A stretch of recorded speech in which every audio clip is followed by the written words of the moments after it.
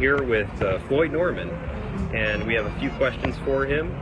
Hello there, I'm Floyd. One question that someone had asked recently was, what was Floyd's first impression of Walt the first time that he saw him?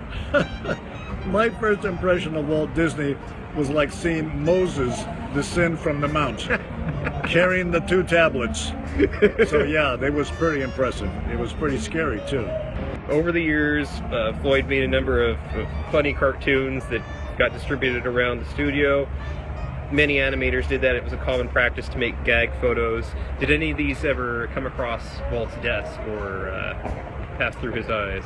Oh yeah, he saw them. Keep in mind, Walt Disney wandered his studio day and night, and my gags were everywhere. So I have no doubt that Walt saw my gags. He saw them on a regular basis.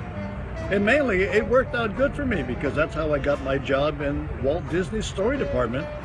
Walt Disney saw my gags and said, "Why isn't this kid in story?" So it all worked out. It all worked out. One last question. What was your last impression of Walt, or your last memory of him there on the lot? It's a very sad memory in a way. We had a marvelous time working with Walt Disney throughout 1966 on The Jungle Book. I'm sure all of you know that was Walt Disney's final film. What we did not know was how ill Walt Disney was. We had no idea how sick he was.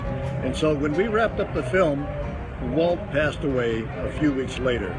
And that came as a huge shock to all of us.